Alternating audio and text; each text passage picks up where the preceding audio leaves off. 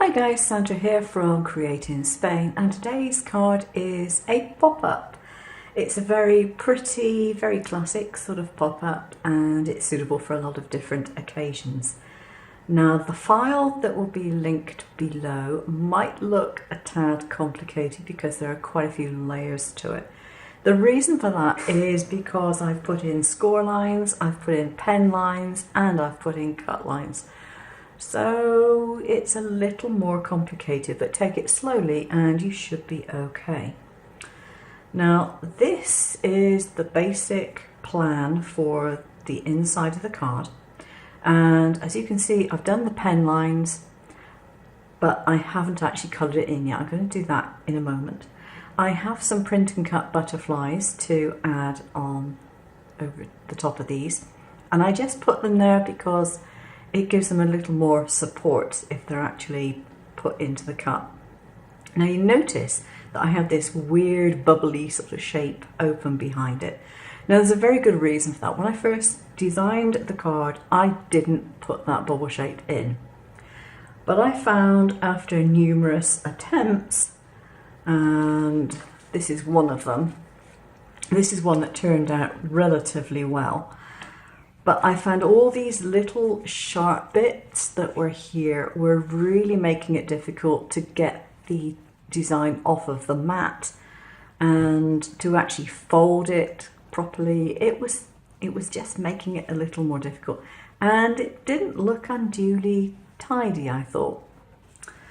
Now there is another alternative that you can do. You can miss out the pen lines altogether and just do it plain, and you can add the pen lines yourself by hand if you wish. They're not that complicated, or you could leave it without and colour this in as solid colour.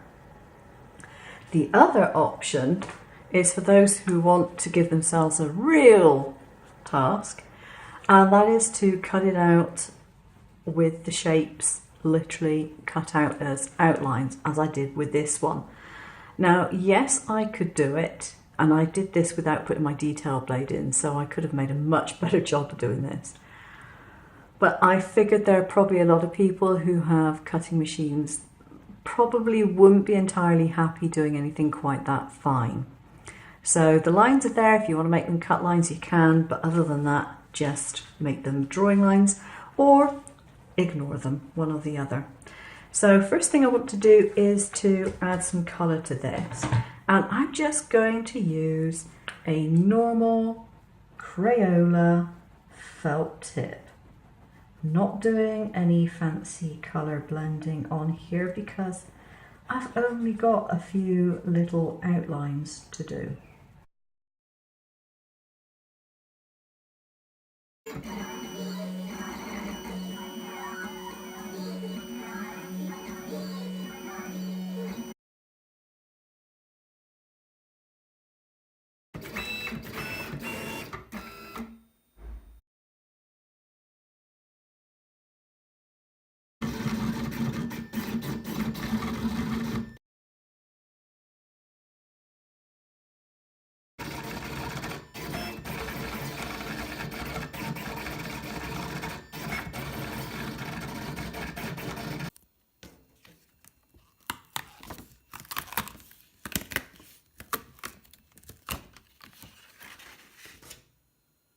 So I'm just going to do some colour blending with my inks.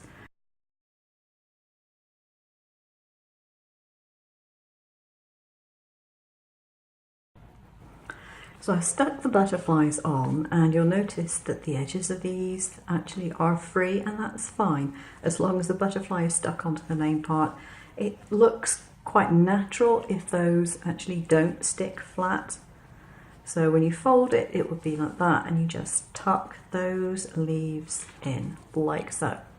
Now the other thing that I've done, because I have a relatively delicate card and a very fine cut here, I have put a wire support down the back of that center stem.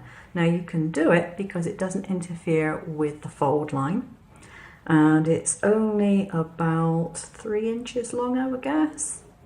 So about 5 centimeters. and I just cut some very thin wire with my wire snippers and just use small pieces of sticky tape to stick it on the back, and that will ensure that that doesn't flop, that it stays nice and upright. Not so much of a problem with these, but that one is definitely more delicate. So there's the inside of my card, and if I fold it up like that, I can now put it inside my outer sleeve. I've gone for a very thin tape because I can put it around that opening fairly accurately, and obviously you want to make sure that that sticks down because otherwise your card doesn't open up quite as well. So the first thing you do is to take the backing tape off, and you'll put it in with the card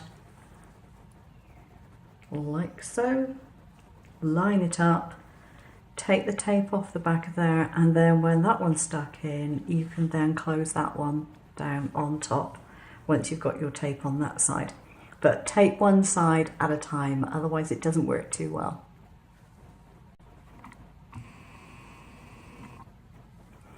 As usual in my card making, things have evolved, and this is what I've ended up with, which I think is really pretty.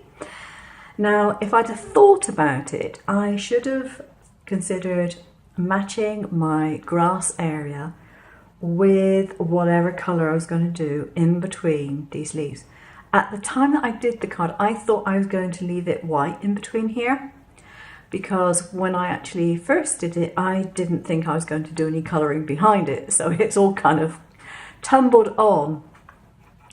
So if you're going to leave it white, fine, but if you're not going to leave it white, do think about the colours that you're going to do for the grass. The sky I managed to match up pretty well with a felt tip and just coloured inside those loops, but the other parts of it are not exactly matching.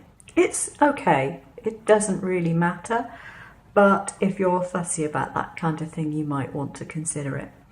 So that's what it looks like open, and then to close it, just fold those two leaves in, and then it will be nice and flat.